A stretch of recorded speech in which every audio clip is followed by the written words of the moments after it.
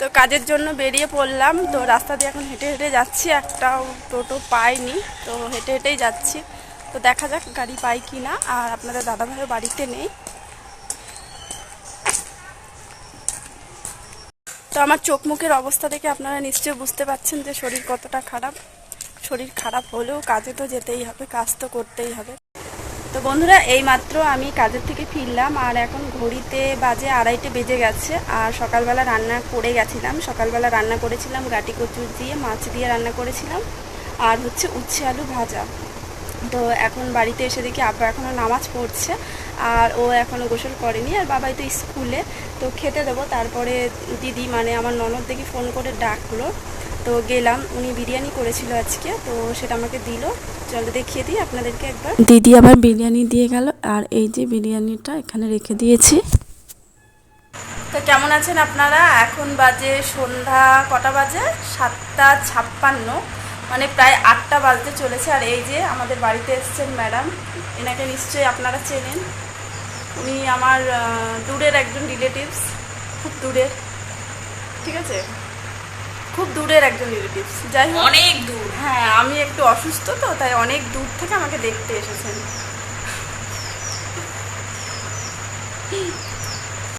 তো রাত 8টার সময় এখন এসছেন, এই যে অনেক দূর থেকে এসছেন, সেই সকাল 6টায় বার হয়েছেন, এখন এসছেন, ঠিক আছে। যাই হোক, উনি ডিউটিও করেন, অফিস যান, ঠিক আছে। তো কাজ কাম সেরে তারপরে এখন রাত 8টায় আমার বাড়িতে এসছেন। তো আমি অসুস্থ ছিলাম, এখন সুস্থ হয়ে গেছে, তারপরে এসছেন, ঠিক আছে। এসছেন তো, আসাটাই হচ্ছে অনেক বড় কথা। আর আমার জন্য না, ও খাবে। এই যে পকোড়া, এখানে এসছে পকোড়া, গরম গরম পকোড়া। আর বাড়িতে আত্মীয় আসলে তো কিছু করতে হয়, তো তার জন্য আমিও চা বানিয়ে, কফি খেতে চেয়েছিল কিন্তু কফি দেয়নি, চাই বানিয়ে নিয়েছি, দুধ চা। তো এখানে ওর জন্য নিয়েছি, আমার জন্য নিয়ে নিয়েছি। আর এখানে আমরা খাবো এখন গরম গরম পকোড়া। তো এই যে যারা যারা আমার ভিডিওটা দেখছেন, আর তাদের মধ্যে একজন আজকে দুপুরেও পকোড়া বানিয়ে খেয়েছেন। তো আমি জানি এই ভিডিও যারা দেখবেন তাদের মধ্যে অনেকে আছেন আমার শত্রু, তারাও আজকে, তাদের মধ্যে একজনের কথা বলবো, সেও আজকে দুপুরে পকোড়া বানিয়ে খেয়েছে। তো তাকে আর আমরা ডাকলাম না, যাই হোক, তার জন্য সরি। তো এখন আমরা খাওয়া দাওয়া করবো, কারণ চাটা ঠান্ডা হয়ে যাবে। তো চলেন আমরা খাওয়া দাওয়া করে নিই। কিছু বলতে বানাবো এখন, আমি আলাদা বানাবো। লজ্জা পাচ্ছেন নাকি আপনি? মোটেও না। ঠিক আছে, চলেন খাওয়া যাক তাহলে। চল খাওয়া শুরু কর, চাটা খাওয়া অন্তত, চুমুক তো দাও। আমি নিয়ে আসি দিদির জন্য, দিদির একটা খাই দিচ্ছি, আমার উপরে রাগ করে রয়েছে তার জন্যে। কিসের রাগটা? পেছন দিক দিয়ে ছুরি মারছি।